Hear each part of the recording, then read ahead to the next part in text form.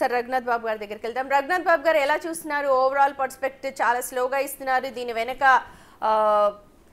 ఏంటి విషయం అని చెప్పి కాంగ్రెస్ వాళ్ళందరూ కూడా కంప్లైంట్ ఇవ్వబోతున్నారు. చాలా లేట్గా రిజల్ట్స్ని అంతా కూడా పెడుతున్నారంటున్నారు.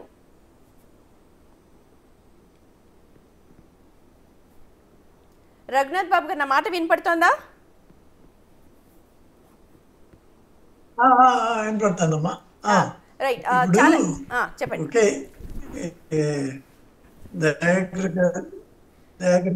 దయాకర్ గారు మాట్లాడేది విన్నాను. ఓకే, ఇప్పుడు ఏంటంటే నెక్ టు నెక్ జరుగుతుంది ప్రస్తుతానికి. హలో, చెప్పండి చెప్పండి. Yeah right, okay, technical issue ఉన్నట్టుంది. ప్రస్తుతానికి వినపడతాను. ప్రస్తుతానికి బీజేపీ కొంత అదేంటి సీట్లు, ఎక్కువ సీట్లో లీడ్లో ఉన్నప్పటికీ పర్సంటేజ్ ఆఫ్ ఓట్స్ చూస్తే కొద్దిగా స్లైట్ ఎడ్జ్ కాంగ్రెస్ ఉంది. అట్ ద సేమ్ టైం ఇది మన బీజేపీ 10-15 సీట్లలో మెజారిటీ 1000కి అటు ఇటు ఉంది. కాబట్టి ఇంకా రౌండ్స్ కూడా ఇంకా దాదాపు 7-8 రౌండ్లు 10 రౌండ్లు అంటే ఒక చోట ఒక రకంగా ఉంటాయి, అట్లా ఉన్నాయని చెప్తున్నారు. కాబట్టి ఇప్పటికైతే ఇంకా అది క్లోజ్డ్ రేసే. ఇది వన్ సైడ్ ఇదేం కాదు అని చెప్పలేను. కాదని చెప్తున్నాను.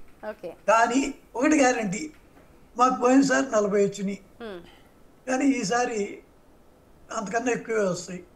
కాబట్టి 46 వచ్చి గవర్నమెంట్ ఫామ్ చేస్తామా, లేదా 42-3తో ఆగిపోయి అనుకుందాం. ఫర్ ఎగ్జాంపుల్ చెబుతున్నా, చేయలేము.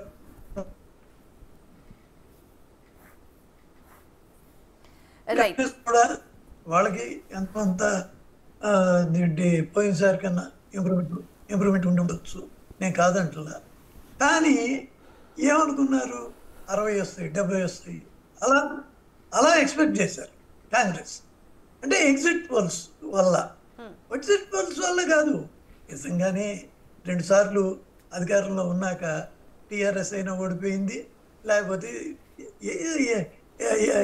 ఆంధ్రాలో అయితే ఒకసారితోనే మారిపోతున్నాయి గవర్నమెంట్లు. చాలా రాష్ట్రాల్లో 2 సార్లు కన్నా ఎక్కువ మూడోసారి తిరిగి గెలవడం అనేది అంత సాధ్యమైన విషయం కాదు,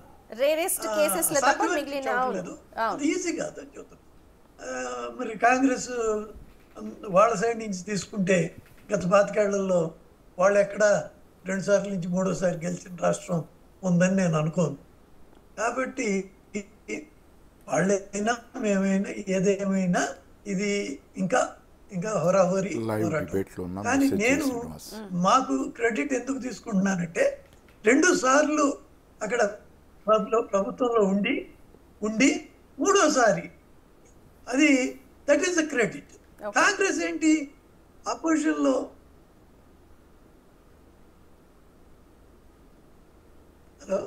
చెప్పండి రఘునాథ్ బాబు గారు, మా మీద రావటం వాళ్ళకి ఈజీ. 2 సార్లు చేసిన వాళ్ళ మీద తిరిగి గెలవటం వాళ్ళకి పెద్ద కష్టం కాకూడదు. కానీ మేము 2 సార్లు చేసి నిలబెట్టుకోవటం చాలా కష్టం. కాబట్టి ఆ రకంగా డెఫినెట్గా అదేంటి మేము మంచి ఫైట్ ఇచ్చాం. రిజల్ట్ కాసేపట్లో పూర్తిగా బయటకు వచ్చినా ఎటు వచ్చినా డెఫినెట్గా గట్టి ఫైట్ ఇవ్వటం జరిగిందనే దానిలో సందేహం లేదు. ఇంకో విషయం, కేవలం 10 ఏళ్ల క్రితం అక్కడ హర్యానాలో ఫైట్ కాంగ్రెస్కి ఉండేది. దేవిలాల్ వాళ్ళ పార్టీ, వాళ్ళ ఫ్యామిలీ పార్టీ. అప్పుడు బీజేపీ ఎక్కడ ఉండేది, నుడుకు అంటే ఎక్కడో ఉండేది. కానీ ఇవాళ అక్కడ అధికారంలో 10 ఏళ్ళు చేసాం, 3వ సారి కూడా చేస్తున్నాం. ఓటు బ్యాంకును సుస్థిరం చేసుకోవడం జరిగింది. ఇవన్నీ చిన్న విషయాలు కాదు.